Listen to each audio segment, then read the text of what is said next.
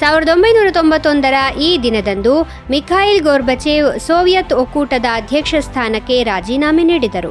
ಇದರೊಂದಿಗೆ ಅವರು ಸೋವಿಯತ್ ಒಕ್ಕೂಟವನ್ನು ಕೊನೆಗೊಳಿಸುವ ದಾಖಲೆಗೆ ಸಹಿ ಹಾಕಿದರು.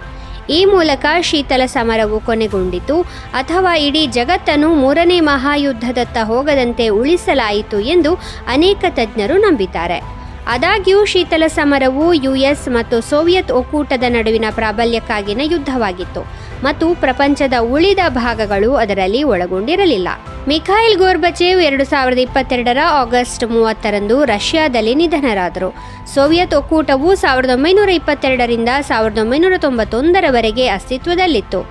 ಅದು 15 ದೇಶಗಳನ್ನು ಒಳಗೊಂಡಿತ್ತು. ಅದರ ವಿಘಟನೆಯ ನಂತರ ರಷ್ಯಾ 1991ರಲ್ಲಿ ಸ್ವತಂತ್ರ ದೇಶವಾಯಿತು.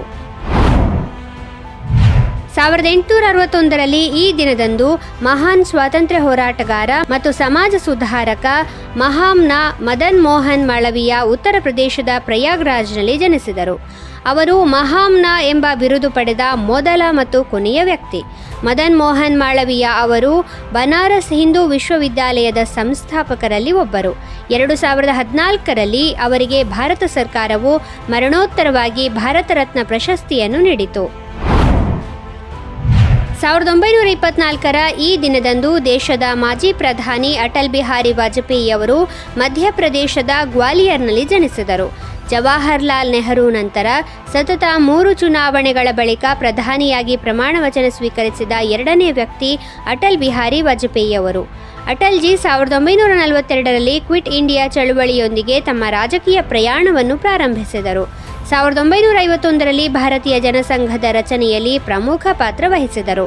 ಇಂದಿರಾ ಗಾಂಧಿಯವರ ತುರ್ತು ಪರಿಸ್ಥಿತಿಯ ನಂತರ ಮೊರಾರ್ಜಿ ದೇಸಾಯಿಯವರ ಸರ್ಕಾರ ರಚನೆಯಾದಾಗ ಅಟಲ್ಜಿ ವಿದೇಶಾಂಗ ಸಚಿವ ಸ್ಥಾನವನ್ನು ವಹಿಸಿಕೊಂಡರು.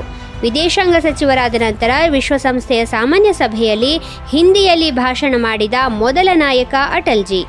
ಅವರಿಗೆ 2014ರಲ್ಲಿ ಭಾರತ ಸರ್ಕಾರವು ದೇಶದ ಅತ್ಯುನ್ನತ ನಾಗರಿಕ ಗೌರವವಾದ ಭಾರತ ರತ್ನವನ್ನು ನೀಡಿತು. ಅಟಲ್ಜಿ ಅವರ ಸ್ವಭಾವ ಹೇಗಿತ್ತೆಂದರೆ ಅವರ ರಾಜಕೀಯ ವಿರೋಧಿಗಳು ಸಹ ಅವರನ್ನು ಪ್ರೀತಿಸುವಂತಿತ್ತು ಮತ್ತು ಅವರು ಭಾರತೀಯ ರಾಜಕೀಯದಲ್ಲಿ ಯಾವಾಗಲೂ ಪ್ರಸ್ತುತವಾಗಿರುತ್ತಾರೆ. 1926ರ ಈ ದಿನದಂದು ಹಿಂದಿ ಸಾಹಿತಿ, ಸ್ವಾತಂತ್ರ್ಯ ಹೋರಾಟಗಾರ ಮತ್ತು ಪತ್ರಕರ್ತ ಧರಮ್ವೀರ್ ಭಾರತಿ ಉತ್ತರ ಪ್ರದೇಶದ ಪ್ರಯಾಗ್ರಾಜ್ನಲ್ಲಿ ಜನಿಸಿದರು.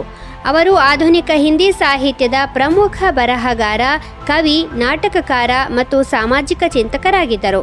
ಅವರು ಪ್ರಸಿದ್ಧ ವಾರಪತ್ರಿಕೆ ಧರ್ಮಯುಗ್ನ ಪ್ರಧಾನ ಸಂಪಾದಕರೂ ಆಗಿದ್ದರು. 1972ರಲ್ಲಿ ಧರಮ್ವೀರ್ ಭಾರತಿ ಅವರಿಗೆ ಪದ್ಮಶ್ರೀ ಪ್ರಶಸ್ತಿ ನೀಡಲಾಯಿತು. ಅವರ ಪ್ರಮುಖ ಕೃತಿಗಳು ಗುನಾಹೋಂ ಕಾ ದೇವತಾ, ಸೂರಜ್ ಕಾ ಸಾತ್ವಾ ಘೋಡಾ ಮತ್ತು ಅಂಧಯುಗ್. 1977ರ ಈ ದಿನದಂದು ಪ್ರಸಿದ್ಧ ಹಾಲಿವುಡ್ ಚಲನಚಿತ್ರ ನಟ ಚಾರ್ಲಿ ಚಾಪ್ಲಿನ್ ಸ್ವಿಟ್ಜರ್ಲೆಂಡ್ನಲ್ಲಿ ನಿಧನರಾದರು. ಅವರು ಹಾಸ್ಯ ನಟ ಮತ್ತು ಚಲನಚಿತ್ರ ನಿರ್ಮಾಪಕರಾಗಿ ತಮ್ಮ ವೃತ್ತಿ ಜೀವನವನ್ನು ಮಾಡಿದರು. ಚಾರ್ಲಿ ಚಾಪ್ಲಿನ್ ತನ್ನ ಜೀವನದುದ್ದಕ್ಕೂ ಜನರನ್ನು ನಗಿಸುತ್ತಲೇ ಇದ್ದರು. ಜೀವನವನ್ನು ಹತ್ತಿರದಿಂದ ನೋಡಿದಾಗ ದುರಂತದಂತೆ ಕಂಡರೂ ದೂರದಿಂದ ನೋಡಿದಾಗ ಅದು ಹಾಸ್ಯಮಯವಾಗಿ ಕಾಣುತ್ತದೆ. ಈ ಸಾಲುಗಳು ಚಾರ್ಲಿ ಚಾಪ್ಲಿನ್ ಅವರದ್ದು. ಮೂಕಿ ಚಲನಚಿತ್ರ ಯುಗದ ಅತ್ಯಂತ ಸೃಜನಶೀಲ ಮತ್ತು ಪ್ರಭಾವಶಾಲಿ ವ್ಯಕ್ತಿಗಳಲ್ಲಿ ಚಾರ್ಲಿ ಚಾಪ್ಲಿನ್ ಅವರು ಒಬ್ಬರು. ಅವರೇ ಅವರ ಚಲನಚಿತ್ರಕ್ಕೆ ನಟನೆ, ನಿರ್ದೇಶನ, ಚಿತ್ರಕಥೆ, ನಿರ್ಮಾಣ ಮತ್ತು ಸಂಗೀತ ನೀಡಿದ್ದಾರೆ. ಅವರು ಎಲ್ಲ ಕ್ಷೇತ್ರಗಳಲ್ಲೂ ಪರಿಣಿತರಾಗಿದ್ದರು. ಇಂದು ಅಟಲ್ಜಿಯವರ ಜನ್ಮದಿನದಂದು ದೇಶದಲ್ಲಿ ಉತ್ತಮ ಆಡಳಿತ ದಿನ ಅಥವಾ ಗುಡ್ ಗವರ್ನೆನ್ಸ್ ಡೇಯನ್ನು ಆಚರಿಸಲಾಗುತ್ತಿದೆ.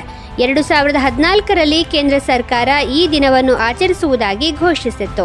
ದೇಶದ ಭವಿಷ್ಯವಾಗಿರುವ ನಾಗರಿಕರಲ್ಲಿ, ವಿಶೇಷವಾಗಿ ಯುವ ಜನರಲ್ಲಿ ಜಾಗೃತಿ ಮೂಡಿಸುವುದು ಈ ದಿನವನ್ನು ಆಚರಿಸುವ ಉದ್ದೇಶವಾಗಿದೆ.